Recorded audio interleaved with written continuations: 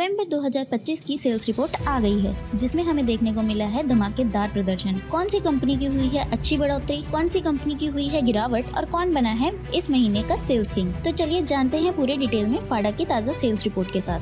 नमस्कार दोस्तों, स्वागत है आपका हमारे चैनल ट्रक बसेस में। इस साल नवंबर 2025 में कुल 94,935 गाड़ियाँ बिकी। वहीं पिछले साल नवंबर 2024 में बिकी थी 79,152 गाड़ियाँ। यानी पिछले साल के मुकाबले इस साल मार्केट में 20% की बढ़ोतरी हुई है। तो चलिए एक एक करके जानते हैं कि कौन सी कंपनी की कैसी रही परफॉर्मेंस। सबसे पहले हम बात करते हैं टाटा मोटर्स लिमिटेड की।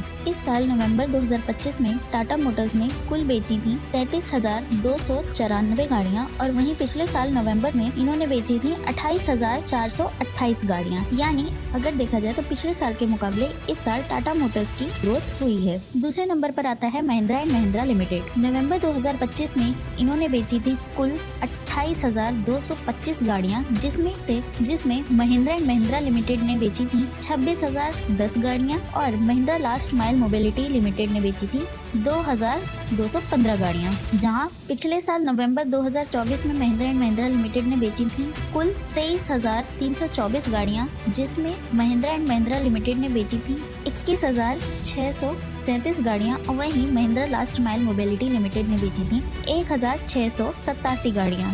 यानी पिछले साल नवंबर 2024 के मुकाबले इस साल नवंबर 2025 में महिंद्रा एंड महिंद्रा लिमिटेड की ग्रोथ हुई है। अगर आंकड़ों से देखा जाए तो Mahindra and Mahindra limited Tata Motors को अभी भी कड़ी टक्कर दे रहा है। तीसरे नंबर पर हम बात करते हैं अशोक लेलैंड लिमिटेड की।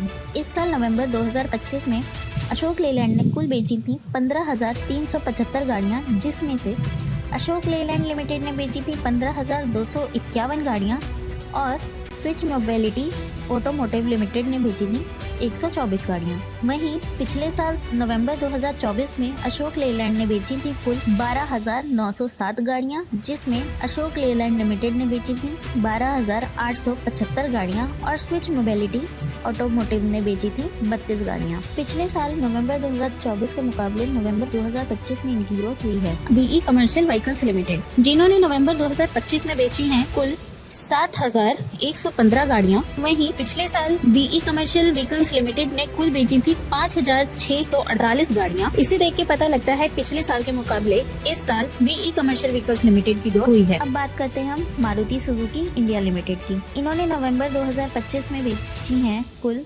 4,531 गाड़ियाँ और नवंबर 2024 में इन्होंने बेची थी 3,746 गाड़ियाँ। पिछले साल के मुकाबले इस साल मार्केट में हल्की सी ग्रोथ हुई है। अगला आता है फोर्स मोटर्स लिमिटेड, जहां नवंबर 2025 में इन्होंने बेची हैं 2,208 गाड़ियां। वहीं पिछले साल नवंबर 2024 में इन्होंने बेची थी 1,769 गाड़ियां। अगला आता है Daimler India commercial vehicles private limited. इस साल इन्होंने नवंबर 2025 में बेची हैं 1,667 गाड़ियां। वहीं पिछले साल नवंबर 2024 में इन्होंने बेची थी 1,611 गाड़ियाँ। अगला आता है SML ईसुजू लिमिटेड, जहां इन्होंने इस साल नवंबर 2025 में बेची हैं 943 गाड़ियां।